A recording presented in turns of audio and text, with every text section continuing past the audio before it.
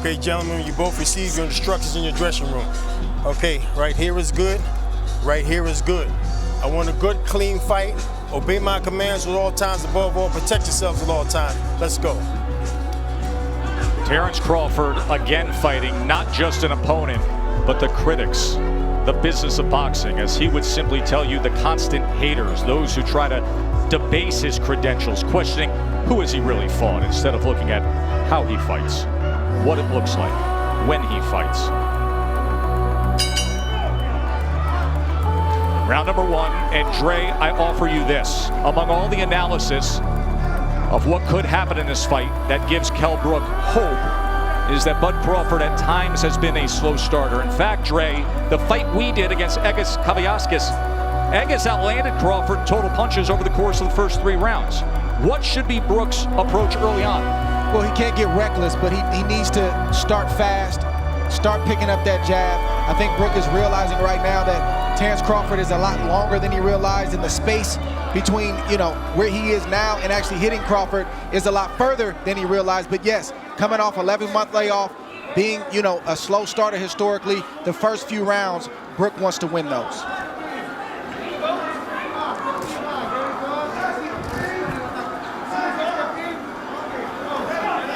But it looks like Brook is playing Crawford's game now. He's watching, he's studying, and I don't think he can outthink Crawford. He's got to start to let those hands go as he comes behind that left hand. See, Brook thing is timing. That's his thing. He wants to time Crawford on the way in. Brook also has a great jab, a sharp jab, a strong jab. And you can see Terence Crawford trying to figure out how he can land his jab without getting hit.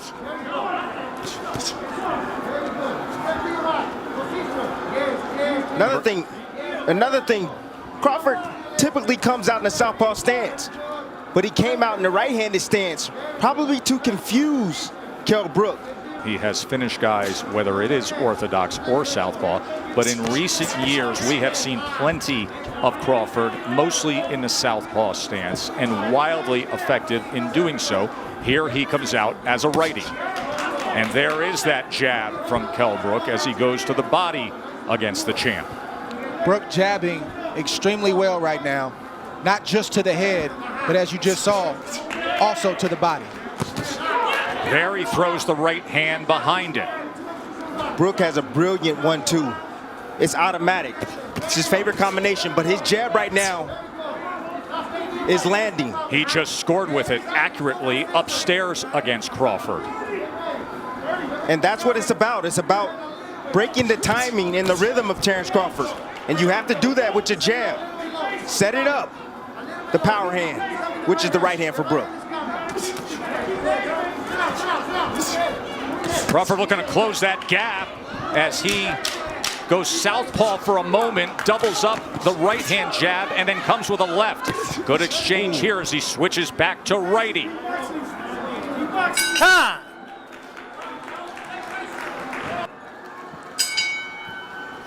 Back ringside here for round number 2 of our welterweight championship fight.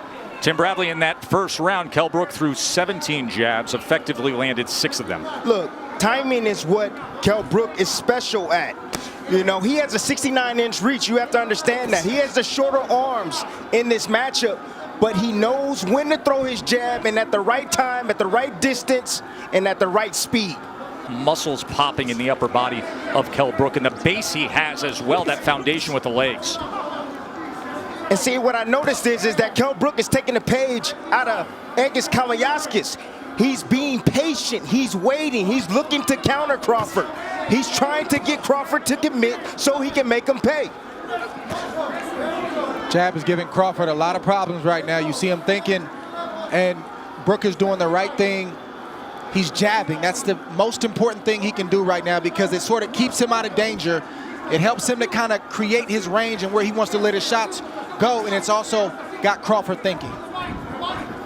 So I've seen Brook have a great plan A. He's got a great boxing ability, but when fights get deep and there's time to make adjustments, like in the Spence fight, I don't see him make that adjustment. We've seen Crawford do it in the past. He's going to have to do it right now because plan A, Brook has the advantage.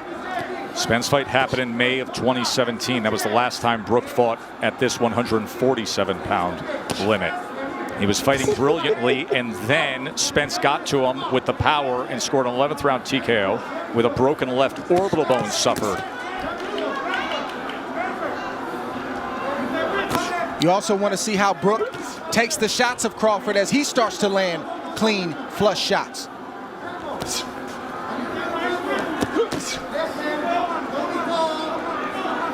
Right now, it's a battle of patience.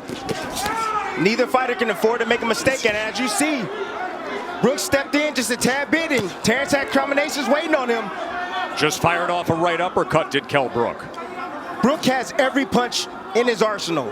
He has a strong left hook. He also has a straight right hand and a beautiful uppercut. And as you can see, his jab is giving Terence Crawford problems, and Terence goes southpaw.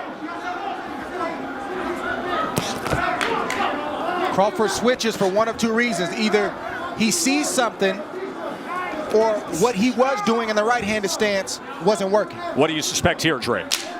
I think the latter is true. The right-handed stance wasn't working, and he wants to see if he can get something going from the left-handed stance. Stop. No. And a 2 in Vegas. Joe, Tim, and Dre with you here in Vegas. Round number 3 of the championship fight. According to CompuBox, Bud Crawford opponents land just 21% of their total punches. That is number 1 in the world among welterweights. So far tonight, Kell Brook is landing 36% of his punches against Terence Crawford. So don't think that Kell Brook is worried about Terence Crawford going southpaw. He's not worried about that at all because he's used to that. He comes from the Ingles gym. You mentioned the Ingle gym. That is the veteran British trainer Dominic Ingle, who has trained Kell Brook since the start of his career. But Ingle opted out of this world title fight due to COVID concerns because Kell Brook trains in the Canary Islands for training camp. Ingle did not want to travel and then have to quarantine nor come to the United States. So instead, Carlos Formento is the trainer in the corner of Kell Brook. First time they've ever worked together. I'll tell you one thing that the southpaw stance has done. It's taken the jab away from Kell Brook. You see he's not landing his jab consistently anymore. Well, when Crawford turns southpaw, he's not even throwing it. That's what happens. That's what turning southpaw does. But it does allow you to land a right hand like Brook just landed on Crawford right now. You will see that right hand of Bud Crawford, as it is right now, hanging right over the front of Kell Brook. Listen, Crawford has the reach advantage, but he's going to have to close the distance on Kell Brook. He told us in the build-up to this fight that Brook can't fight mid-range and in close. Right now, Brook is winning the battle from the outside. Crawford's got to slowly start to close that space. There's that right lead again from Kell Brook. Minute to go here in round 3. Pretty good start for the challenger, the former IBF welterweight champion. The guy who says he's rejuvenated. 3 fights since he lost the welterweight championship to Errol Spence. That's how Errol Spence had success against Brook. He closed the distance and started to bully Kell Brook. He started to fight him in close. Brook fought back valiantly, but he really didn't have any answers for that. See Crawford having his moments there. I see some swelling already. On the right eye of Terence Crawford, in the right hand, right down the middle that just lands for Kell Brook. And there's a right hand from Crawford. Way to answer that right hand.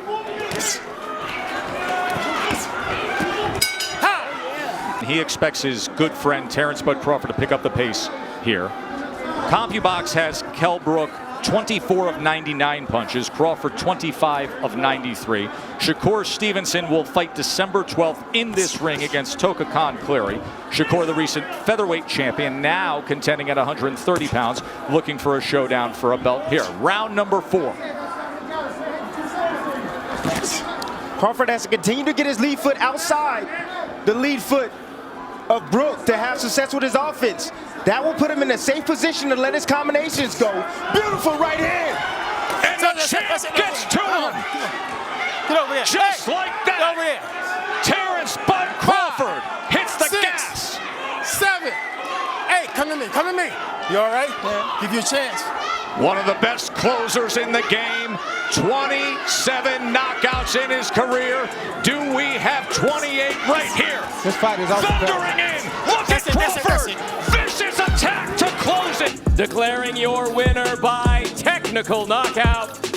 And still WBO welterweight champion of the world.